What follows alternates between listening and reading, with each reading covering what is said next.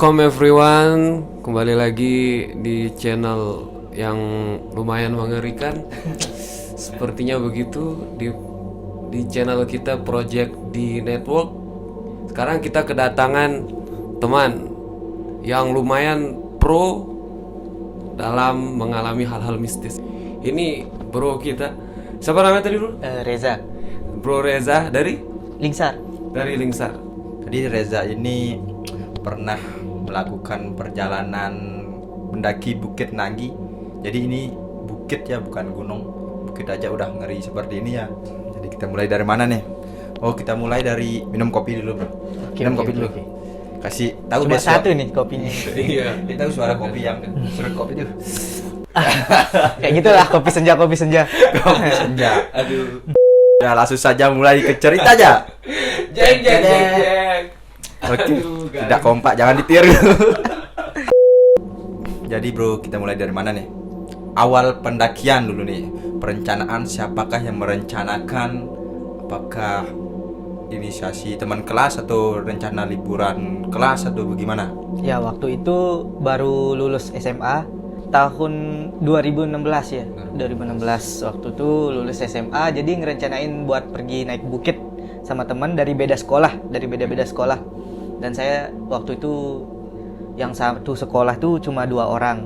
Jadi ketemu di sana, ketemu di Sembalun setelah janjian. Berapa nih? Sekitar 9 orang lah kurang lebih. Jadi masih teman semua ya? Teman semua. Waktu itu kan ngerencanain buat pergi ke Nanggi. Akhirnya sepakat dan kumpul di Sembalun. Sembalun jam? Nyampe Sembalun itu sekitar jam 9 lah. Dan berangkatnya berarti jam pagi ya? Iya, berangkat pagi. Setelah makan siang, baru kita mulai perjalanan ke Bukit Nanggi. Perkenalin dulu bro, siapa nama teman-temannya, mungkin masih ingat. Mudah-mudahan belum amnesia ya. Oke. 9 bro. 9 orang. Sebutin satu-satu. 9 ya. Ya, intinya tuh ada yang namanya Agus. Yang hilang nih, yang sempat hilang Jingga, ya yang cewek Jingga. Agus, Jingga sama Ricky. Ricky ini kakaknya Jingga, kakak Misan lah. Ya dia ikut kakaknya juga. Sari namanya juga. Sari. Oh cewek. Iya cewek. Kira cowok. Sari, Wanda kayaknya Wanda. Banyak cewek ya? Iya banyak cewek. Kebetulan waktu itu banyak cewek yang ikut. Alhamdulillah. Dan waktu itu kan belum terlalu banyak nih para pendaki yang ya belum terlalu booming lah untuk mendaki. Belum waktu itu lah, ya. Saat nyampe Sembalun, jadi kita makan siang di tempatnya ada namanya nih Olin. Ya kebetulan itu teman saya juga. Sembalun. Iya orang Sembalun. Setelah makan siang kita packing barang lagi untuk ke Bukit Nangginya. Setelah daftar registrasi, baru kita mulai perjalanannya. Sekitar jam 4 lah. 4? Iya 4 sore. Sampai jam 9 makan siang. Soalnya kan lama ya? Iya ngobrol dulu lah, makan ini, ngopi, segala macam lah. Akhirnya naik ke Nanggi tuh, kita naik ke bukit apa sih namanya tuh, Bukit Karang dulu. Setelah Bukit Karang baru ke Nangginya. Nah di perjalanan kita ngelewatin kayak sungai bebatuan bekas sungai yang udah nggak ada airnya kan. Ya kita lewatin di sana. Sungai. Baru langsung nanjak. Sungainya dilewatin atau disediain jembatan? Itu sungainya udah kering. Jadi tinggal ada batuan. Iya. Bukan. Udah kering. Anda lapar? Ya, sungainya udah kering. Dan setelah itu baru mulai nanjak. Nanjak sekitar berapa jam ya? 1 jam lah. 1 jam lebih. Yang jadi depan nih siapa nih? Jadi depan, jadi belakang? Yang jadi depan ada sih namanya Agus. Tapi yang untuk jadi belakang saya. Apa sih sebutannya kalau paling belakang tuh? Sweeper. Sweeper. Jangan mencuri. Sweeper sekalian kan agak lelet nih nanjaknya, jadi ya di belakang aja. Akhirnya setelah di Karang nanjak nyampe Karang. Nyampe Karang tuh sekitar jam setengah 6 lah, udah mau gelap. Setengah 6, setengah 6. Itu masih perjalanan. Iya, udah di Bukit Karangnya nih. Hah? Masih Ya di ampun. Bukit Karangnya. Akhirnya setelah di Bukit Karang, duduk bentar buat minum, terus nunggu yang cewek di belakang. Baru kita jalan samaan. Berarti maghrib mutusin buat istirahat. Bukan, Apa? masih jam setengah 6 nih, Setengah belum enam. Oh, maghrib. iya, iya. Sorry. Emang saya lapar ternyata. Oke, lanjut bro.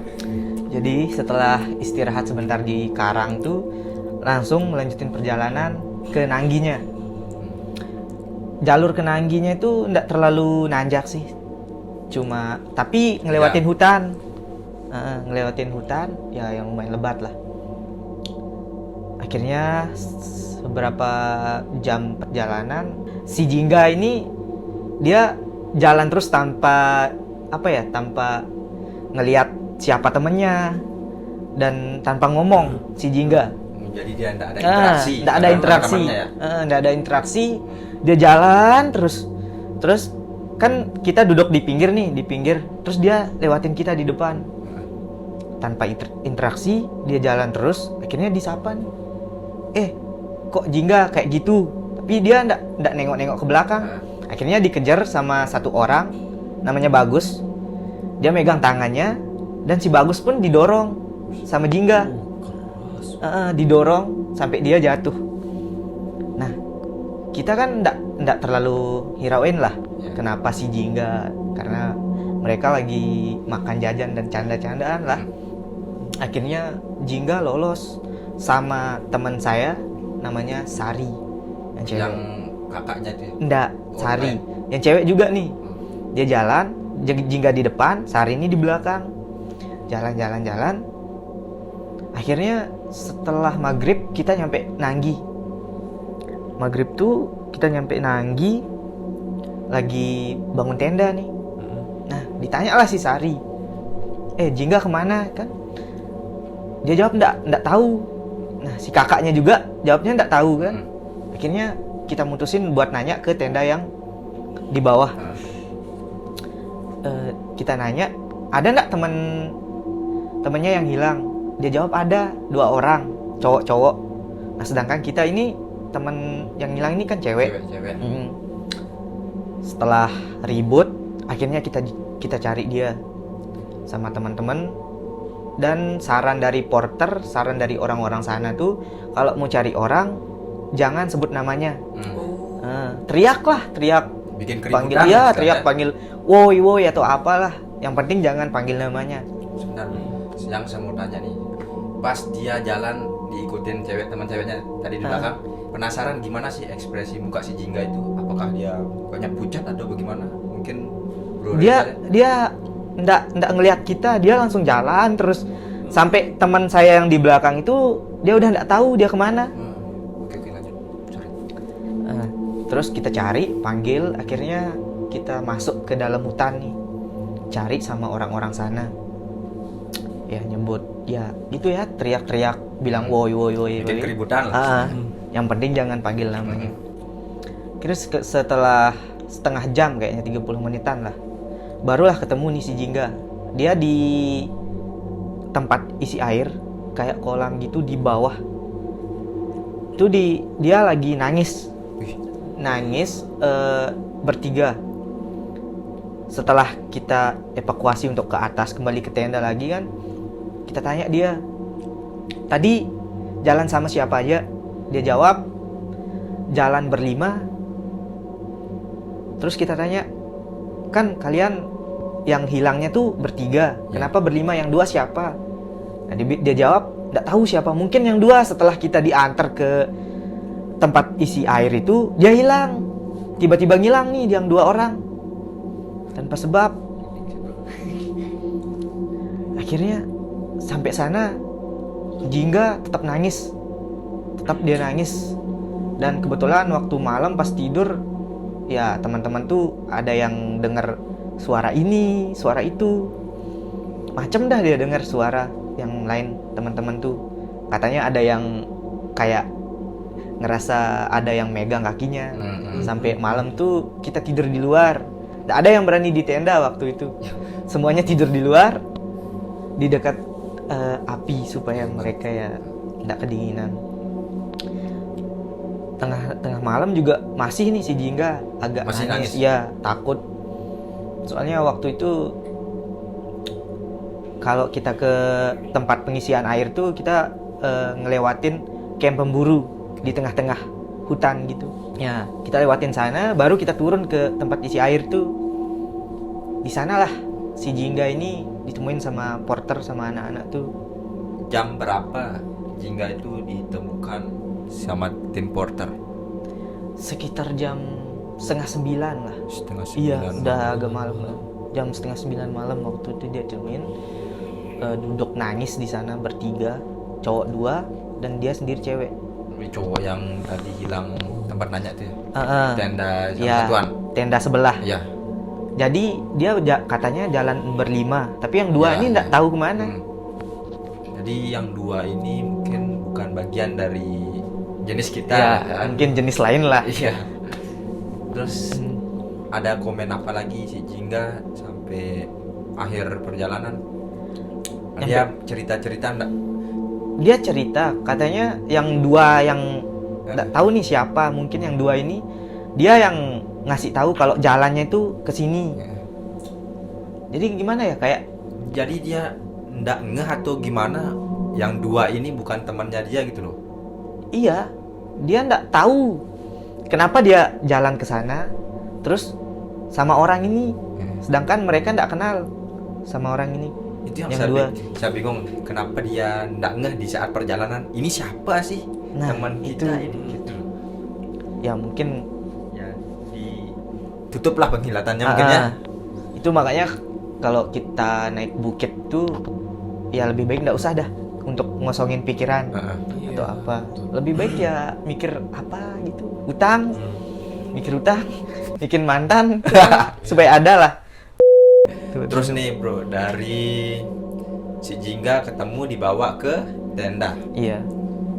Sampai Dari sampai tenda dia masih nangis, Ah, tapi dia masih takut. Enggak senangis yang waktu pertama di Enggak, tent. dia agak tenang Ya. karena anak-anak tuh yang nenangin.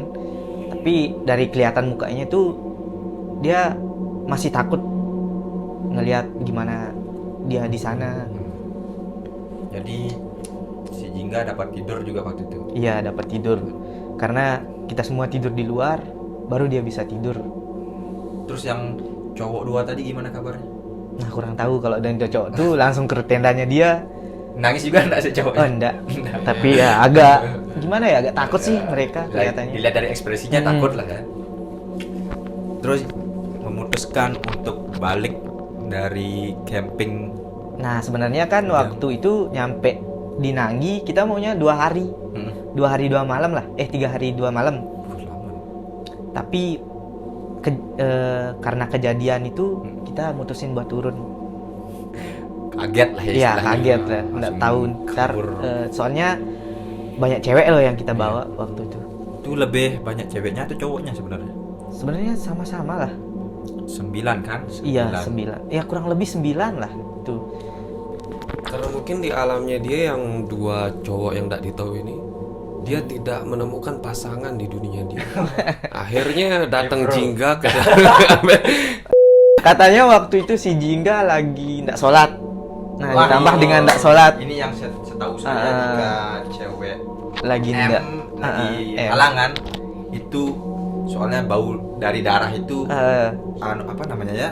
manggil lah Ya, untuk manggil. jadi ketertarikan sendiri bagi jenis lain. Di saat turun balik, gimana perlakuan kalian ke si Jingga ini? Apakah ada backup yang Kita backup dia. Setiap perjalanan dia harus di tengah. jadi yang backup tuh teman-teman ceweknya? Iya, semuanya. Terus situ masih tetap jadi sweeper? Masih tetap di belakang. Jangan, saya takutnya dia yang jadi sweeper malah dia yang hilang. Masih tetap di belakang.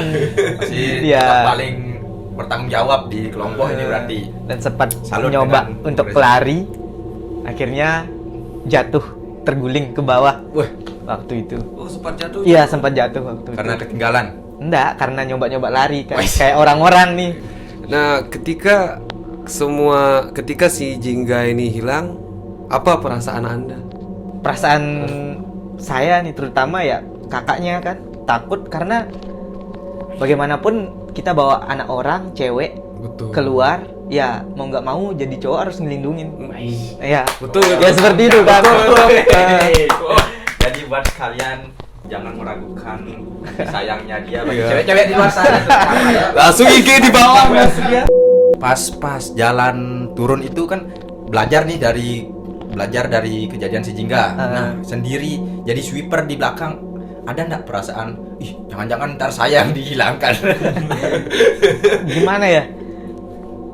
Soalnya setiap kali saya mau daki bukit itu wajib di belakang, entah itu malam atau enggak malam tuh wajib di belakang. Saya mau tahu nih, kenapa kalau dipanggil nama itu, apa mitosnya? Mungkin ada kejadian apa yang mungkin terjadi jika disebutkan nama si yang hilang? Iya, dari kepercayaan si porter kalau sebut namanya itu jadi makin disembunyiin. Ya, jadi ya mau nggak mau kita harus percaya sama orang sana. Ya karena kita yang jadi tamu ya di bukit. Iya. Jadi pelajaran apa nih yang bisa diambil, sekali lagi kasih tahu buat penonton yang ada terutama yang ada di Chicago, Australia, Amerika. Ya buat yang mau mendaki, usahakan untuk peralatannya memadai, terus pas lah untuk dibawa, sama kalau bisa untuk para pendaki yang bawa cewek nih, Dengar ya tuh. dijagain lah, jangan sampai dilepas lah di tengah jalan. Kalau kita ngelihat ke si Jingganya misalnya, kan Jingga ini sedang berhalangan. Nah, pelajaran buat cewek-cewek yang sedang berhalangan tapi pengen ngedaki. Ya, kalau bisa sih diusahakan untuk nunggu dulu supaya Oh, jadi misalnya kita sudah berencana tapi salah satu teman cewek kita berhalangan.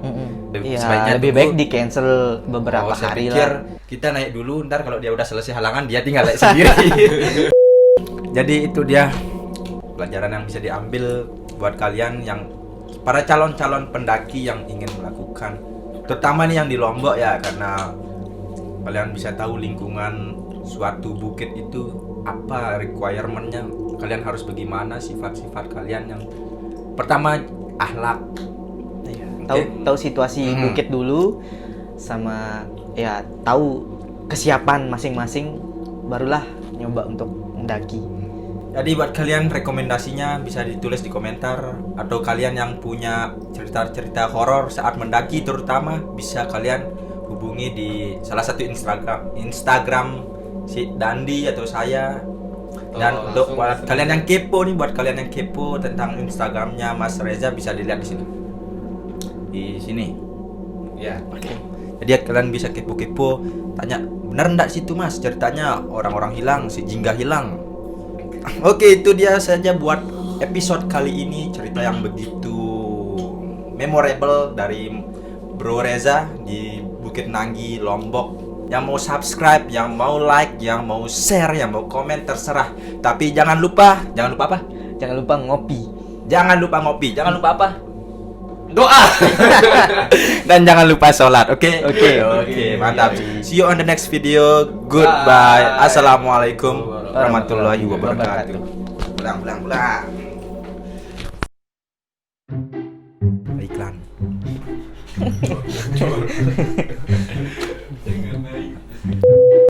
Tentang kehilangan si Anjani, Si Jingga. Jingga. Sempat hilang Anjani dari mana? tapi ditemukan. Siapa?